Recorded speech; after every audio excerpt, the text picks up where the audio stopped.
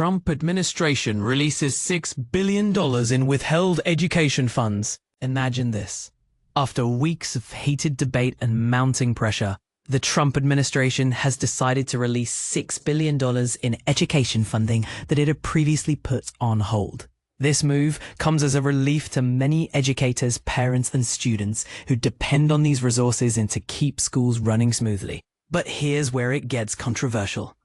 Why was this funding frozen in the first place? And what does its release mean for the future of public education?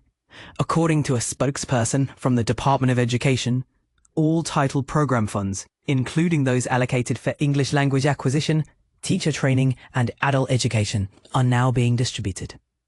ABC News obtained one of the official letters sent to state agencies, confirming that the funds will begin rolling out starting the week of Monday, July 28, 2025. States like Nebraska, Mississippi, Rhode Island, and Utah have already received notifications about the release.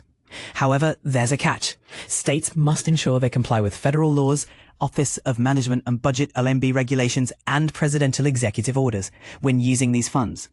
Earlier this week, Secretary of Education Linda McMahon hinted during an interview with ABC News as that the frozen funds might be released before the year ends. She emphasized the importance of ensuring the money is used effectively, stating, "We want to make sure that we have the right focus on what we're trying to do with our students." While her statement sounds reassuring, critics argue that the delay itself raised unnecessary concerns about the stability of educational programs across the country. So why did the Trump administration freeze the funds initially? The OMB launched a review to determine whether any of the programs receiving funding were grossly misusing taxpayer dollars to push what they describe as a radical left-wing agenda.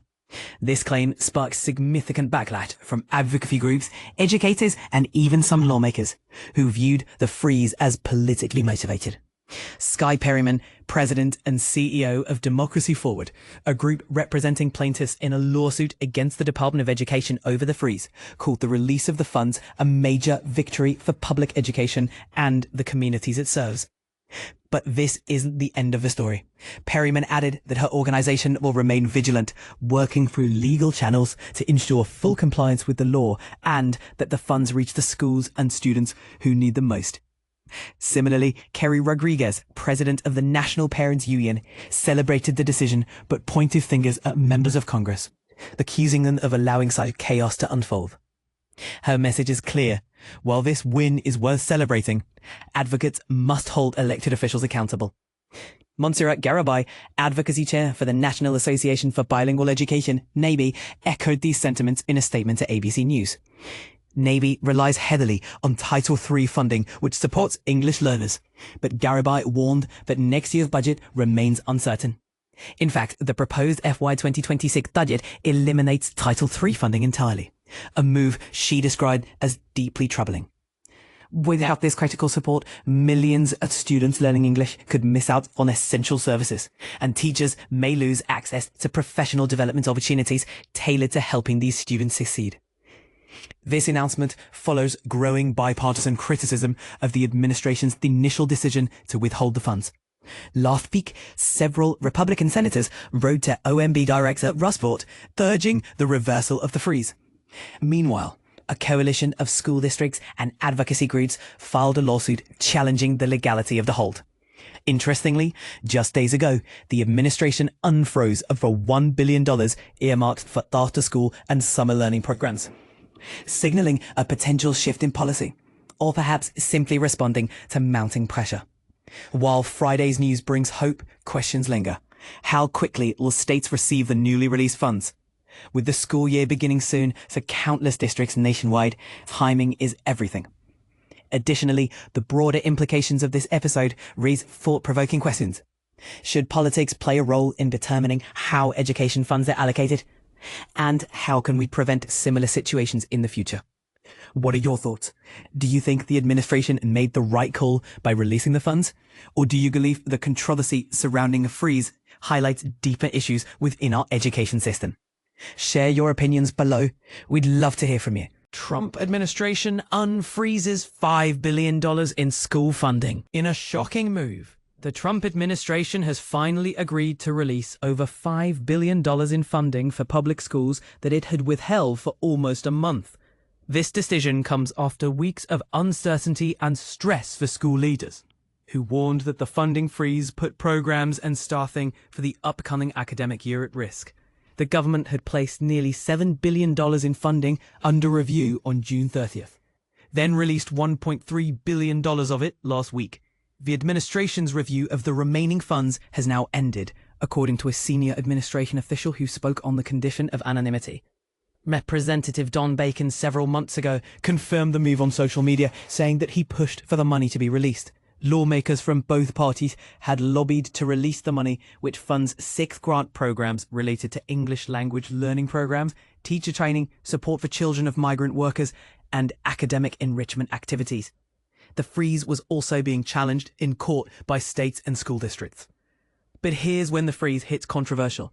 The administration official said that guardrails will be in place to ensure these funds will not be used in violation of executive orders or administration policy.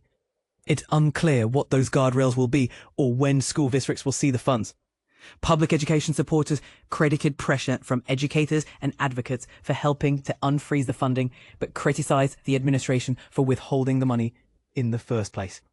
Senator Patty Murray D. Washington said in a statement, "You don't thank a burglar for returning your cash after you've spent a month figuring out if you'd have to sell your house to make up the difference."